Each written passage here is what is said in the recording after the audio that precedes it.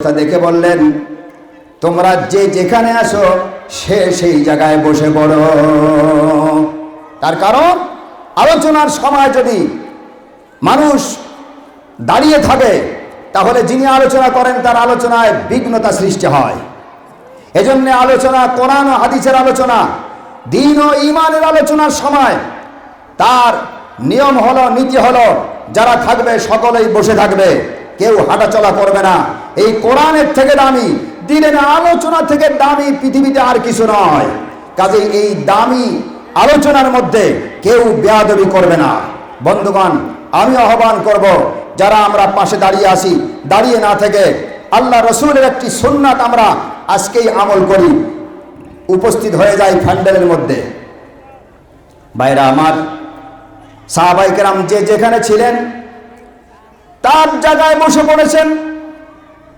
হযরত আব্দুল্লাহ ইবনে মাসউদ রাদিয়াল্লাহু আনহু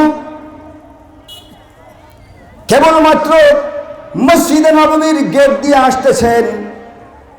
মসজিদে নববীর গেটের মধ্যে এক পা ঢুকাইছেন, আর সঙ্গে সঙ্গে বিশ্বনবী মুহাম্মদুর রাসূলুল্লাহ সাল্লাল্লাহু আলাইহি ওয়াসাল্লামের বসে যাও, যে যেখানে আছো বসে যাও, এই আওয়াজ তার কানের মধ্যে ঢুকেছে। বন্ধুরা আমার, আব্দুল্লাহ ইবনে মাসউদ রাদিয়াল্লাহু আনহু মসজিদের গেটের মধ্যে বসে পড়েছেন। সুবহানাল্লাহ বলবেন না? আল্লাহর নবীকে কেমন ভাবে মানতে হবে? ব্যক্তিতে, পরিবারে, রাষ্ট্রে, জীবনে, সব জায়গাতে যদি আল্লাহর নবীর আদর্শ আমরা বাস্তবায়ন করতে পারতাম, তাহলে আমাদের সমাজের মধ্যে সন্ত্রাস আর চাঁদাবাদ আর খুনি আর স্বৈরাচার আর ফ্যাসিবাদ থাকতো না। ঠিক কিনা? কিন্তু আমরা পারি নাই, এখনো আমরা প্রস্তুত হতে পারি নাই। এখনো ক্ষমতাটা ওই সব জালেমদের হাতে রয়ে গেছে, আবারও চাইতেছে তারা কি করে প্রতিষ্ঠিত হয়, নতুন করে আবার প্রতিষ্ঠিত হওয়ার স্বাদ জাগছে তাদের।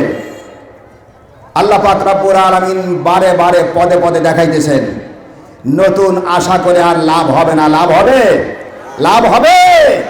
আমার বন্ধুগণ,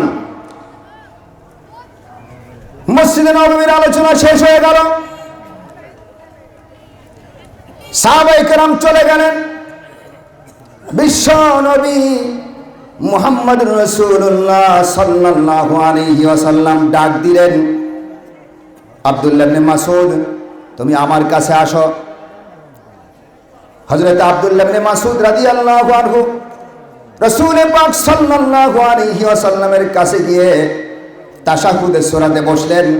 জিজ্ঞাসা করলেন, আব্দুল্লাহ, মসজিদের গেট তো বসার জায়গা না, তুমি ওখানে কেন বসলা? হযরত আব্দুল্লাহ ইবনে মাসউদ রাদিয়াল্লাহু আনহু বলেন, ইয়া রাসূলুল্লাহ সাল্লাল্লাহু আলাইহি ওয়াসাল্লাম, আমার ভালো করে জানা আছে মসজিদের গেট কোনো ঘরের দরজা, এটা বসার জায়গা না। মসজিদের দরজা বসার জায়গা না, মানুষ ঢোকা এবং বের হওয়ার জায়গা। এখানে বসাটা বেয়াদবি হয়, শৃঙ্খলা ভঙ্গ করা হয়। তারপরও কেন বসলে তুমি?